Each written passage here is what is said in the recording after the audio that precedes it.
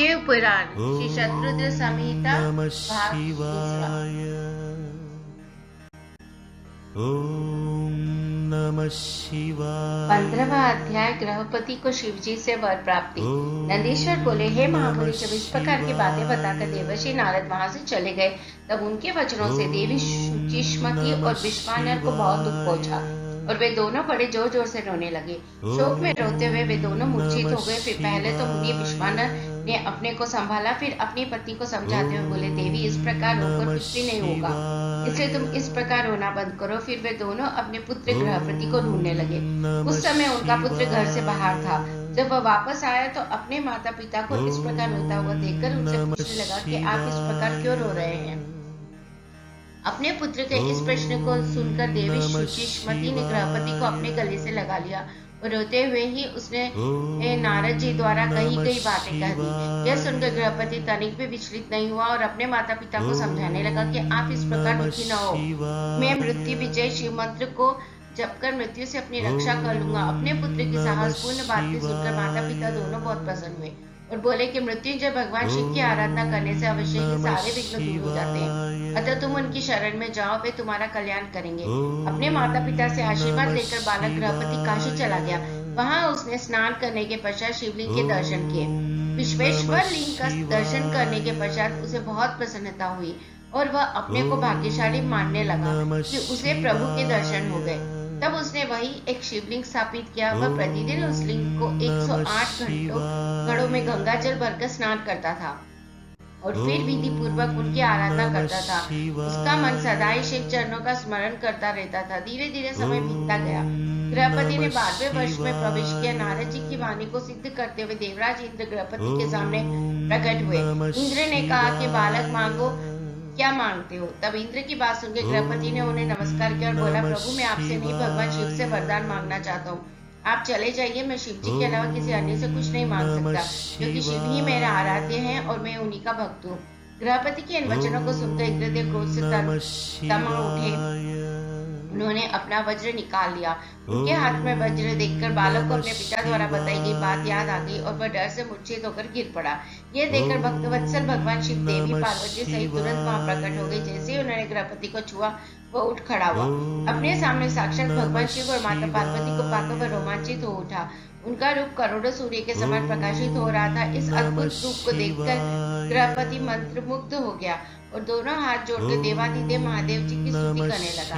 तब भक्तवत्सल शिव ने हंसते हुए कहा, हे बालक, मैं तुम्हारी इस उत्तम तपस्या से बहुत प्रसन्न हूँ। मैं तुम्हारी परीक्षा ले रहा था। मैंने ही इंद्र को तुम्हारे पास भेजा था।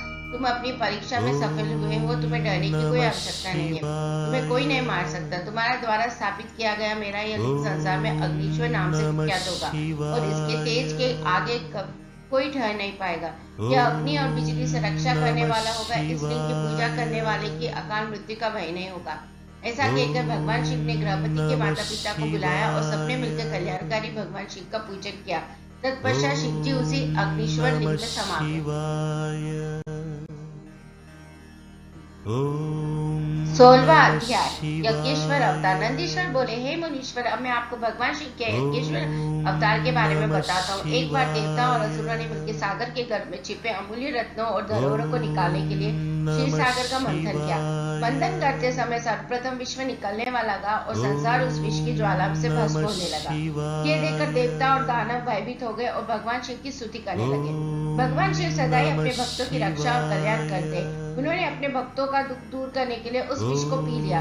विष पीने के कारण उनका गला नीले रंग का हो गया और वे नीलकंठ नाम से विख्यात हुए। तत्पश्चात देवता और दानव नए उत्साह और जोश के साथ दोबारा समुद्र मंथन करने लगे, जिससे अनेकों बहुमूल्य रत्न, हीरे, जवाहरात और अमृत का प्रादुर्भाव हुआ। अमृत निकलने पर देवता और असुरों में युद्ध होने लगा। तब राहुल नामक असुर अमृत कलश चुराकर भाग खड़ा हुआ। यह दृश्य चंद्रमा ने देख लिया और उसका पीछा किया। विष्णु जी ने अपने सुदर्शन चक्र से उसकी गर्दन काट दी, क्योंकि उसने अमृत पी लिया था। इसलिए सिर काटने के बाद भी वह मरा नहीं। तब से राहु चंद्रमा को डराने लगा। भगवान शिव ने चंद्रमा की रक्षा करने के लिए उसे अपने सिर पर धारण कर लिया। देवताओं ने असुरों से अमृत कलश छीन लिया और अमृत पान कर लिया। अब उन्हें अपने पर अभिमान होने लगा और वे अपने बल की प्रशंसा करने लगे। जब इस बात का ज्ञान त्रिलोकीनाथ भगवान शिव को हुआ, देवता मकान हो गए हैं, तब उन्होंने देवताओं को होश में लाने के लिए अपने मन में निश्चय किया। भगवान शिव यक्ष का रूप रखकर देवताओं के पास पहुंचे। देवता उनसे अपने बल की प्रशंसा करने लगे।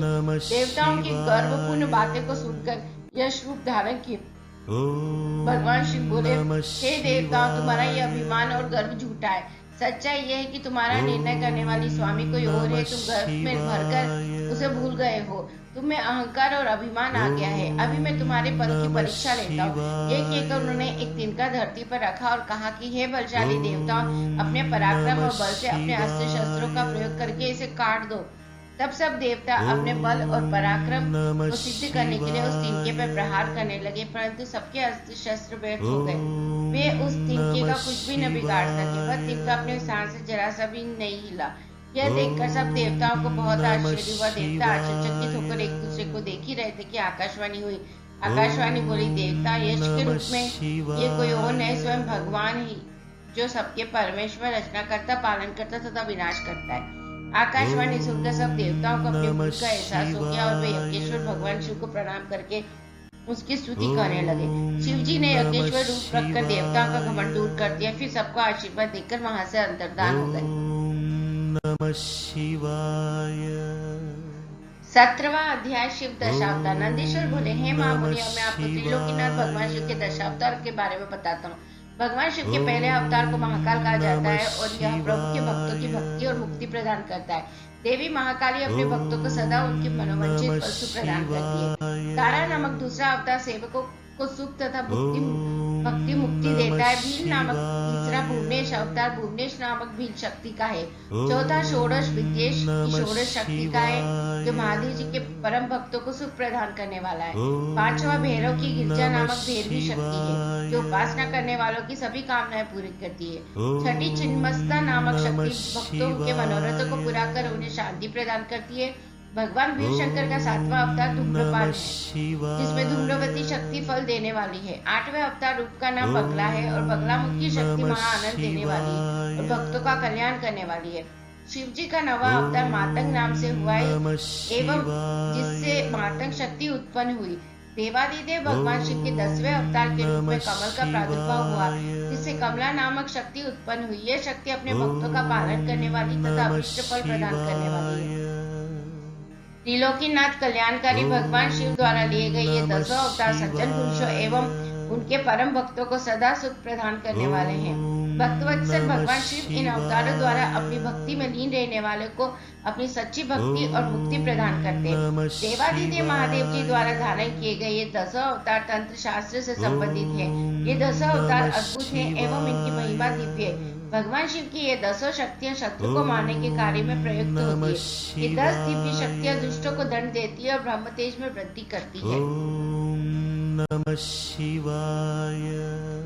18वां अध्याय एकादश रुद्रों की प्राप्ति। नंदीश्वर बोले, हे महामुने, अभी मैंने आपको कल्याणकारी भगवान शिव के दशावतार के बारे में बताया। अब मैं उन्हीं शिव जी के 11 अवतारों के बारे में बताता हूँ। इन्हें सुनने से असत्य के दोषों से उत्पन्न होने वाली बाधा दूर हो जाती है। पूर्व समय में एक बार देवराज इंद्र अपनी नगरी अमरावती को छोड़ के चले गए। ये देखकर उनके पिता कश्यप ऋषि को बहुत दुख पहुंचा। मुनि कश्यप भगवान शिव के परम भक्त थे। उन्होंने इंद्र को बहुत समझा और स्वयं काशी नगरी आ गए। वहां उन्होंने पावन गंगा जी में स्नान के पश्चात विश्वेश्वर लिंग के दर्शन किए और उसी के पास एक अन्य शिवलिंग की स्थापना की। उस लिंग की स्थापना कश्यप मुनि ने देवताओं के हित के लिए की। फिर वे उस शिवलिंग के नित्य विधि पूर्वक पूजा अर्चना करने लगे और तपस्या में लीन रहने लगे। इस प्रकार दिन बीतते गए। एक दिन प्रसन्न होकर भगवान शिव प्रकट हुए और बोले, हे मुनि कश्यप, मैं आपकी आराधना में प्रसन्न हूँ। मांगो, क्या मांगना चाहते हो, मैं तुम्हारी इच्छा अवश्य पूरी करूंगा। भगवान शिव के वचन सुनकर कश्यप मुनि बहुत प्रसन्न हुए, महादेव जी की स्तुति करने लगे। फिर बोले, हे भगवान, मैं अपने पुत्र के रूप से बहुत दुखी हूँ। आप मेरे पुत्र का दुख दूर कीजिए। आप मेरे घर में मेरे पुत्र के रूप में उत्पन्न होकर मुझे सुख प्रदान कीजिए। कश्यप मुनि के वर को सुनकर शिव जी ने तथास्तु कहा और वहां से अंतर्धान हो गए। तब कश्यप मुनि भी प्रसन्नता पूर्वक अपने घर वापस आ गए। उन्होंने सब देवताओं को अपने वरदान के बारे में बताया, जिसे जानकर सब देवता बहुत प्रसन्न हुए। भगवान शिव अपने द्वारा किए गए वरदान के फलस्वरूप कश्यप मुनि के यहाँ उनके पुत्र के रूप में जन्मे। कश्यप मुनि ने प्यार से उनका नाम सुरभि रखा। सुरभि के जन्म पर बड़ा उत्सव हुआ। सभी देवताओं ने प्रसन्न होकर फूल बरसाए, अप्सराएं नृत्य करने लगी तथा चारों दिशा में मंगल ध्वनि गूंजने लगी। देवताओं ने कश्यप मुनि को बहुत बहुत बधाई दी तत्पश्चात सुरभि के बड़े होने पर उनसे कपाली, पिंगल, भीम, विरूपाक्ष, विलोही, शास्ता, अजुपात, अपुरुभुत्य, शंभु, चंड तथा भव नामक 11 रुद्रों ने जन्म लिया। इन 11 रुद्रों ने देवताओं की रक्षा करने तथा उनका हित करने हेतु अनेकों असुरों का वध किया। फिर उन्होंने दैत्यों द्वारा अधिकृत किया स्वर्ग का राज्य वापस ले लिया और उस पर फिर से देवराज इंद्र का राज्य हो गया। ये 11 रुद्र आज भी देवताओं की रक्षा करने के लिए स्वर्ग में विराजमान रहते हैं। ओम नमः शिवाय। 19वां अध्याय दुर्वासा चरित्र। नंदीश्वर बोले, हे महामुनि, परम तेजस्वी तपस्वी महर्षि अत्रि, जो देवी अनुसुईया के पति थे, ब्रह्मा जी की आज्ञा से ऋक्षकुल नामक पर्वत पर, जो कि विंध्याचल के पास में स्थित था, पुत्र की कामना से 2 कप तपस्या की। उनकी तपस्या दिन प्रतिदिन भीषण होती जा रही थी, जिससे तेज अग्नि की ज्वाला प्रकट हुई और उससे सब लोग जलने लगे। तब सब देवताओं ने मिलकर ब्रह्मा जी से प्रार्थना की। ब्रह्मा जी सब देवताओं को साथ लेकर भगवान श्री हरि विष्णु के शरण में गए। वहाँ उन्होंने विष्णु जी को महर्षि अत्रि की तपस्या से उत्पन्न ज्वाला के विषय में बताया। जब श्री हरि बोले कि परमेश्वर भगवान शिव जी की समस्या को दूर कर सकते हैं, इसलिए हमें उनकी शरण में जाना चाहिए। तत्पश्चात श्री हरि ब्रह्मा जी व अन्य देवताओं को साथ लेकर भगवान शिव की शरण में गए। कैलाश पर्वत पर पहुंचकर सबने त्रिलोकीनाथ भगवान शिव को नमस्कार किया और उनकी स्तुति करने लगे। उन्होंने महादेव जी को अत्रि मुनि की तपस्या के बारे में बताया। तत्पश्चात तीनों ब्रह्मा, विष्णु और शिव जी अत्रि मुनि को वरदान देने के लिए गए। उनके पद चिन्हों को पहचान कर अत्रि मुनि ने उन तीनों की अलग अलग स्तुति करनी आरम्भ कर दी।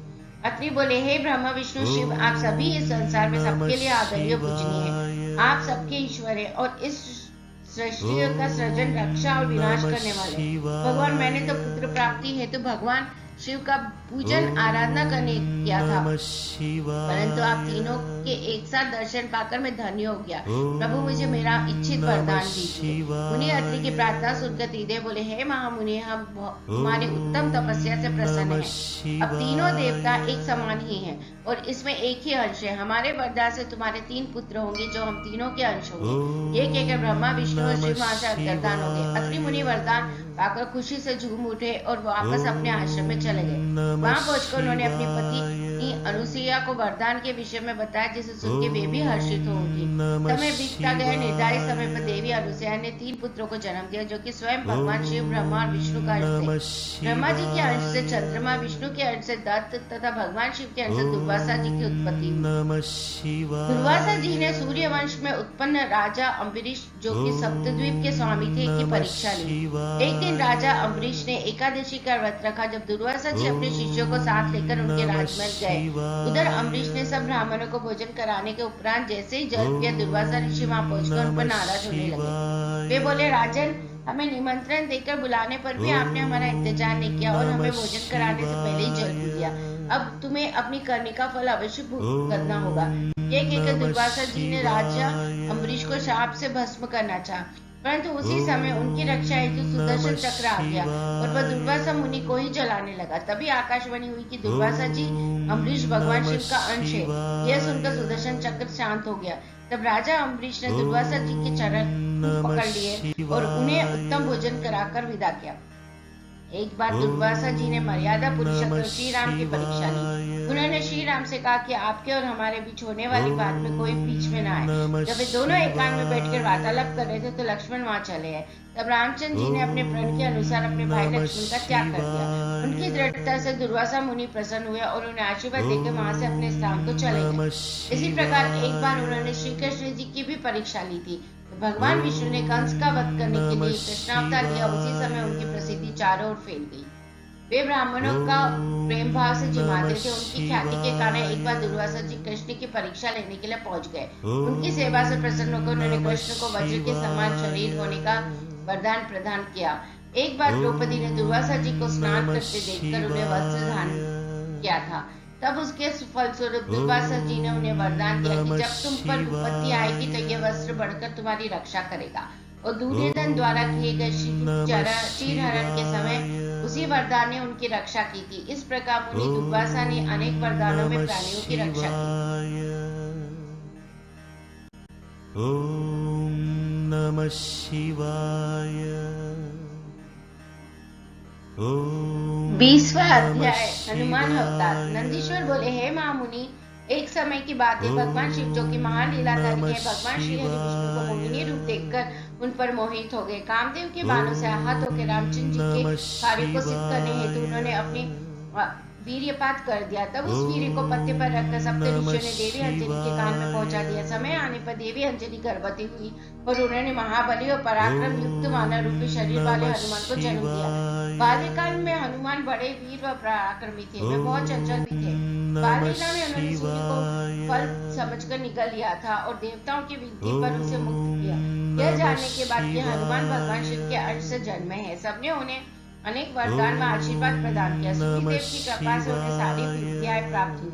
बालवन से ही हनुमान के हृदय में श्री राम का निवास था। भक्ति भावना से उनकी आराधना और सेवा करना ही उनका ध्येय था। उन्होंने श्री राम की सेवा हेतु अपना घर त्याग दिया। उनकी वार्ता सुग्रीव से भेंट ऋषिमुख पर्वत पर हुई, जिनकी पत्नी का हरण उसके भाई बाली ने किया था और उसे अपने राज्य से निकाल दिया था। हनुमान भी सुग्रीव के साथी बनकर उनके साथ रहने लगे।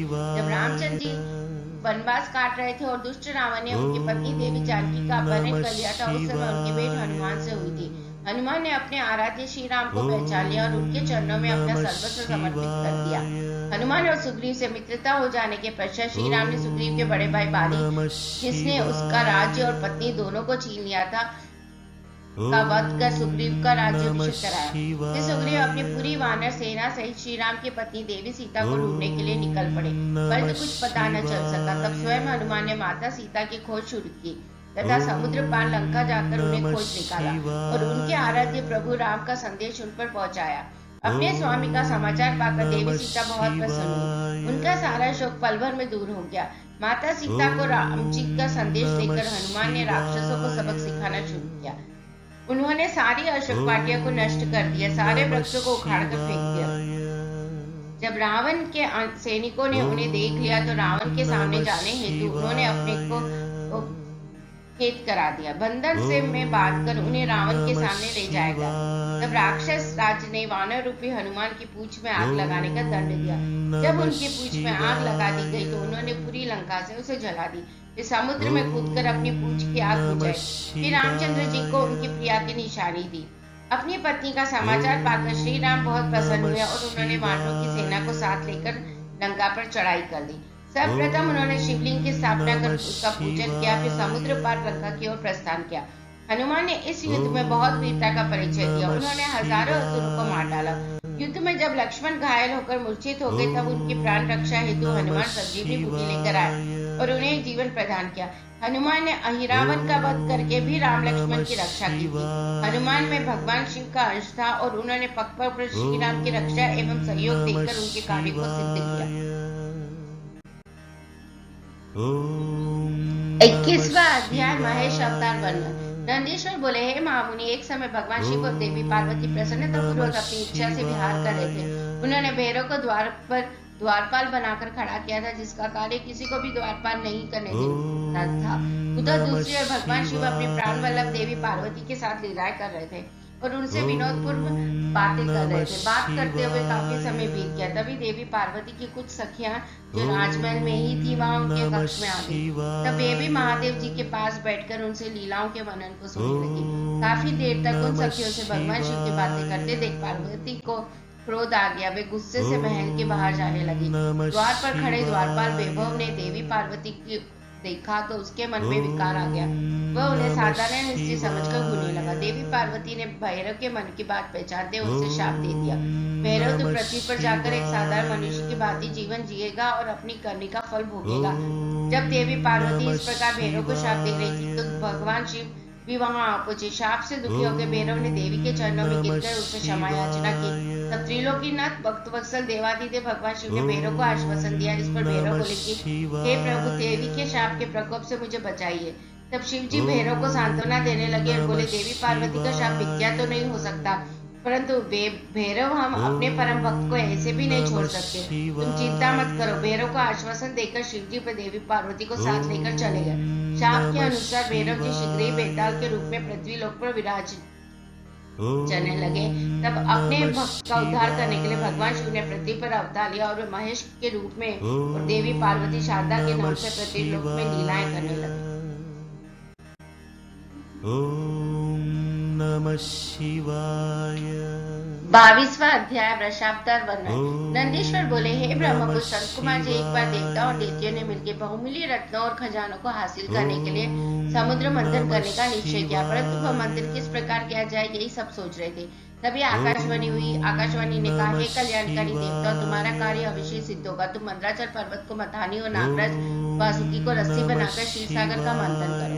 आकाशवाणी सुनकर देवता और दानव उत्साहित होकर मंदराचल पर्वत को उखाड़ने लगे। अपने इस कार्य में वे सफल भी हो गए, परंतु जब वे मंदराचल को मथानी बनाने के लिए क्षीरसागर में डालने लगे तो अत्यंत भारी होने के कारण वह उनके ऊपर गिर पड़ा। अनेक देवता और दानव उसमें दब गए। भयभीत होकर सब भगवान शिव की आराधना करने लगे। भगवान शिव अपने भक्तों पर सदा अपनी कृपा रखते हैं। उन्होंने देवता और दानवों को बल प्रदान किया। सबसे मिलकर मंदराचल पर्वत का क्षीरसागर के जल में डाल दिया। फिर नागराज वासुकी को रस्सी बनाकर समुद्र मंथन करना आरंभ किया।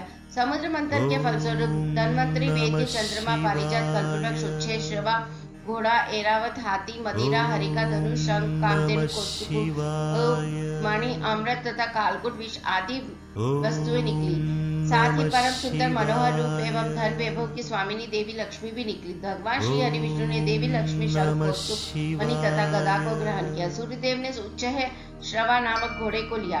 इंद्रदेव ने पारिजात, कल्पवृक्ष और ऐरावत हाथी से देवलोक की शोभा बढ़ाई।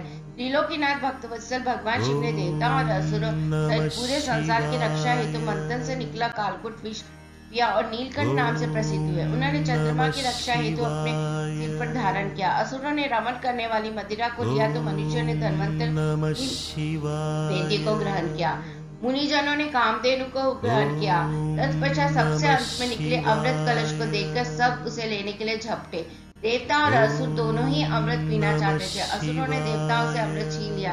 दुखी देवता भगवान शिव की शरण में गए। तब अपने भक्तों के दुख को जानकर शिव ने श्री हरि विष्णु को मोहिनी रूप धारण कर अपनी माया से अमृत कलश असुरों से लाने के लिए कहा। विष्णु जी की माया से मोहित होकर दैत्यों ने उन्हें अमृत कलश दे दिया। तब विष्णु जी ने देवताओं को ही अमृत पान कराया।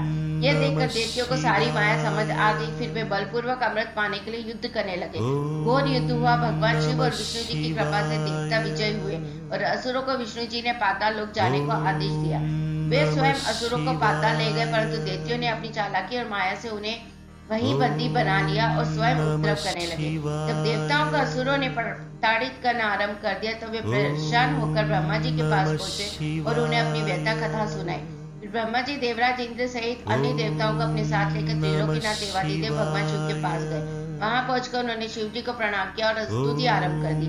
तत्पश्चात उन्होंने शिव जी से कहा, हे भगवान, असुरों ने हमें परेशान कर रखा है। उन्होंने भगवान श्री हरि विष्णु को भी बंदी बनाकर पाताल में कैद कर लिया। अतः प्रभु आप उन्हें मुक्त कराएं और हमारी रक्षा करें। देवताओं की प्रार्थना सुनकर भगवान शिव ने उन्हें रक्षा का आश्वासन देकर विदा किया और स्वयं देवताओं के कल्याण हेतु वृषावतार धारण किया। नमः शिवाय।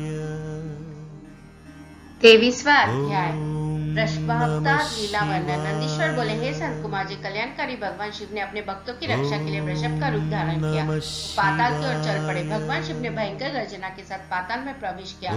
उस प्रचंड गर्जन से पातालवासी व्याकुल हो गए और उनके नगर में विध्वंस होने लगा।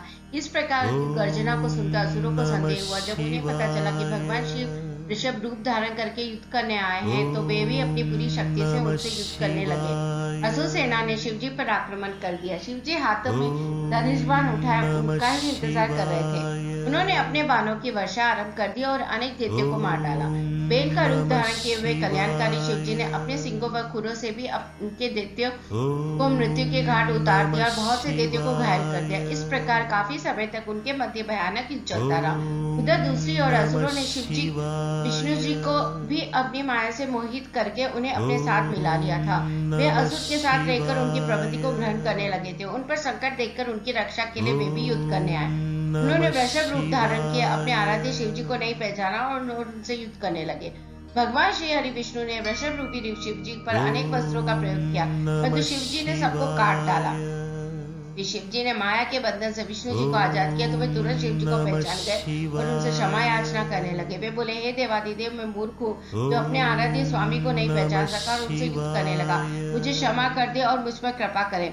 श्री हरि की विनय पूर्ण प्रार्थना को सुनकर शिव जी बोले, हे विष्णु, आप तो बड़े बुद्धिमान और ज्ञानी हैं, फिर आप कैसे राक्षसों के मायाजाल में फंस गए तथा उनके साथी बन गए। शिव जी की बातें सुनकर विष्णु जी शर्म के मारे नीचे देखने लगे।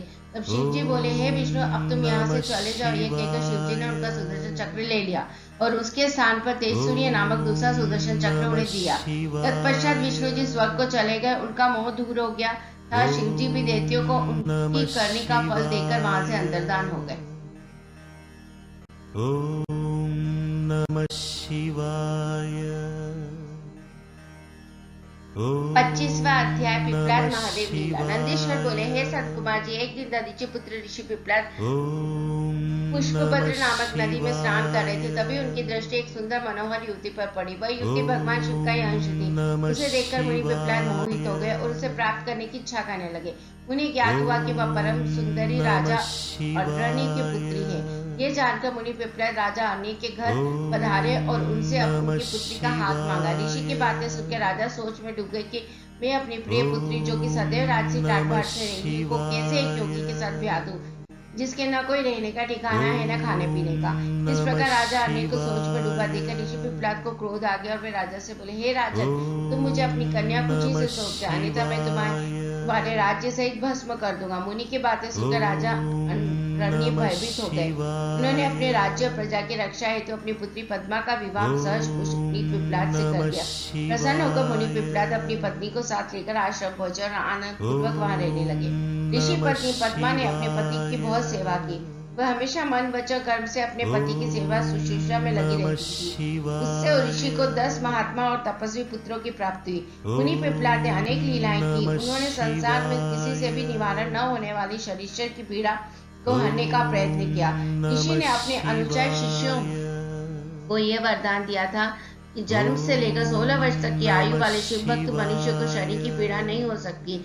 यदि शनि मेरे इस वचन को झुठलाने के लिए ऐसा करेगा तो भस्म हो जाएगा। इसलिए शनि का प्रकोप कभी भी 16 वर्ष की आयु से कम के मनुष्य पर नहीं पड़ता है।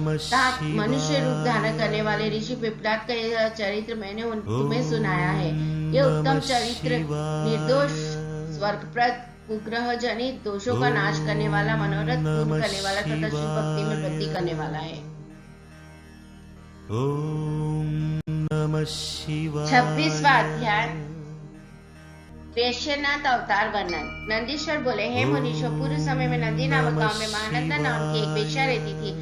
समस्त ऐश्वर्य से संपन्न होने पर भी वह भगवान शिव की परम भक्त थी। वह नित्य भगवान शिव पार्वती का पूजन करती। महानंदा शिव भक्ति रस में इतना डूब जाती कि घंटों घंटों तक भक्ति भाव में उनके भजनों को गाती रहती। इस भक्ति भाव में जब वह भजन गाती तो उसका मुर्गा और बंदर भी नाच नाच कर साथ देते थे। एक दिन भगवान शिव ने महानंदा की परीक्षा लेने के लिए एक वेश्या का रूप धारण किया और उसके दरवाजे पर पहुंच गए। उनके हाथों में एक सुंदर रत्नजड़ित कंकन था। उस वेश्या का कंकन महानंदा को भाग गया। वह उसे पाना चाहती थी। वेश्या रूपी भगवान शिव ने उसके मन की बात जान ली और बोले, हे देवी, यदि आपको यह कंकन पसंद है तो इसका मूल्य चुकाकर इसे आप रख ले। उस वेश्या की बात सुनकर महानंदा ने विनम्रता से मुस्कुराते हुए कहा, मैं तो एक वेश्या, व्यभिचार ही मेरे कुल का धर्म है। इसके अतिरिक्त मेरे पास कुछ भी नहीं है। यदि आप मुझे एक कंकन देंगे तो मैं 3 दिन तक आपकी पत्नी बनकर आपके साथ निवास करूंगी। देवी महानंदा के प्रस्ताव को सुनकर वह वेश्या तैयार हो गया और कहने लगा कि सूर्य चंद्रमा इस बात के प्रमाण है। अब तुम मेरे हृदय पर हाथ रखकर 3 बार यह कहो कि तुम 3 दिन तक मेरे साथ मेरी पत्नी बनकर रहोगे।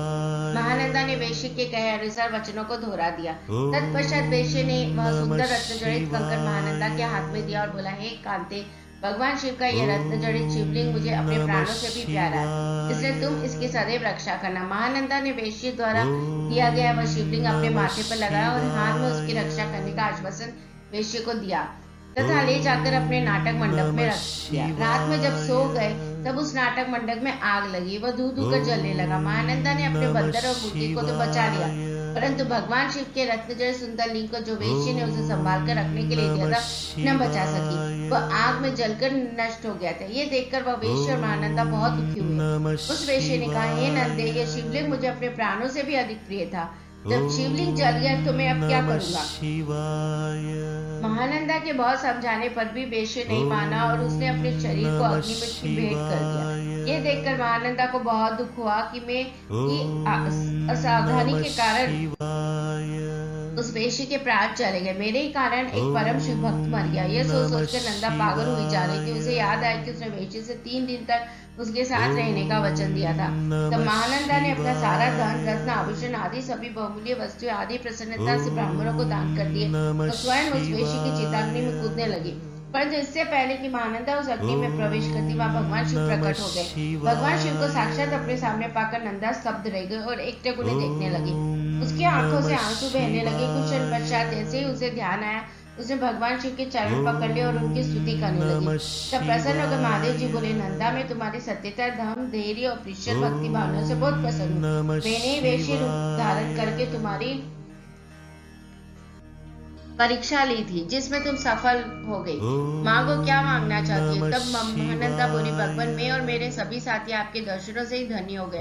इससे अधिक हमें कुछ नहीं चाहिए। हाँ, यदि फिर भी आप देना चाहते हैं तो अपने चरणों में थोड़ा सा स्थान दे दीजिए। ये सुनकर शिवजी से प्रसन्नता पूर्वक महानंदा को शिवलोक भेज दिया। 27वां अध्याय, विजेश्वर अवतार। नंदीश्वर बोले, हे तात भद्रायु राजा, जिस पर भगवान शिव ने ऋषभ रूप में कृपा की थी कि परीक्षा लेने के लिए ही भगवान शिव ने द्विजेश्वर अवतार धारण किया था। ऋषभ के प्रभाव से अपने शत्रु पर विजय पाकर भद्रायु सिंहासन पर आरूढ़ गए। उन्होंने राजा चंद्रागम की पुत्री समिंतनी से विवाह किया। एक समय राजा भद्रायु बसंत ऋतु में अपनी पत्नी सीमंतनी साथ वन विहार करने गए। तब भगवान शिव पार्वती उस दंपति की धर्म निष्ठा की परीक्षा लेने हेतु उस वन में पहुंचे। महान लीलाधारी भगवान शिव और पार्वती जी ने ब्राह्मण ब्राह्मणी का रूप धारण किया और अपनी माया से रचित सीन से भयभीत होते हुए राजा भद्रायु की शरण में गए और उनसे अपनी प्राण रक्षा करना हेतु प्रार्थना करने लगे। उस ब्राह्मण दंपति की रक्षा हेतु राजा भद्रायु ने तुरंत धनुष बाण उठा लिया। बाणों से उसे घायल करना चाहा, परंतु उस सिंह पर कोई प्रभाव न पड़ा। उसने झपट कर ब्राह्मणी को पकड़ लिया। वो बहुत चीखी चिल्लाई, परंतु सिंह ब्राह्मणी को बलपूर्वक घसीटता हुआ भाग गया। अपनी पत्नी को सिंह द्वारा ले जाए जाने पर ब्राह्मण बहुत दुखी हुआ और रोने लगा और राजा भद्रायु से बोला, हे राजन, आपके बड़े बड़े आयुध कहाँ हैं? तुम्हारे पराक्रम का क्या फल है? क्या आप जंगली जानवरों के आघातों से भी दुखियों की रक्षा नहीं कर सकते? दीन दुखियों की रक्षा करना राजा का परम धर्म होता है। फिर आपने अपने क्षत्रिय धर्म का पालन क्यों नहीं किया? आपने अपने कुल का धर्म ही नष्ट कर दिया। जो दुखी और शरणागतों की रक्षा नहीं कर सकता, उसे जीने का कोई अधिकार नहीं। कृपण, अनाथ और दीन दुखी की रक्षा करने में असमर्थ मनुष्य को जहर खा लेना चाहिए या अग्नि में जल जाना चाहिए। उस ब्राह्मण द्वारा कही गई बातें सुनकर राजा भद्रायु को बहुत दुख हुआ। वह अपने दुर्भाग्य को याद करके शोक में डूब गया। उसने सोचा कि आज मेरा सारा पौरुष नष्ट हो गया। आज मैं एक असहाय ब्राह्मणी की रक्षा नहीं कर सका, इसलिए मुझे घोर पाप लगेगा। मेरे कारण ब्राह्मण भी शोकाकुल हो गया है। उसकी स्त्री को भी सिंह ले गया है। पता नहीं उसने उसका क्या किया होगा। मुझे अपने पापों को कम करने के लिए उस ब्राह्मण देवता को प्रसन्न करना होगा। यह सोचकर राजा भद्रायु उस ब्राह्मण के चरणों में गिर पड़े और बोले, हे ब्राह्मण, मुझे क्षमा कर दीजिए। मैं आपकी पत्नी की रक्षा नहीं कर सकता। मैं अपना राजपाट सब आपके चरणों में न्योछावर करता हूँ। यह सुनकर ब्राह्मण बोला, भला मैं ठहरा भिक्षा मांगने वाला एक ब्राह्मण, मैं तुम्हारे राजपाट का क्या करूंगा? इसलिए यदि तुम वाकई मुझे कुछ करना चाहते हो तो अपनी पत्नी मुझे दान में दे दो। ब्राह्मण की बात सुनकर राजा भद्रायु का, ब्राह्मण पराई स्त्री का उपभोग तो महापाप है, उसका प्रायश्चित भी नहीं हो सकता है। तो ब्राह्मण ने कहा कि राजन, मैं तो बड़े से बड़े पाप को अपनी तपस्या से पल भर में नष्ट कर सकता हूँ। तब भद्रायु ने सोचा कि मुझे ब्राह्मण को अपनी स्त्री दान करके शीघ्र ही अग्नि में प्रवेश कर जाना चाहिए।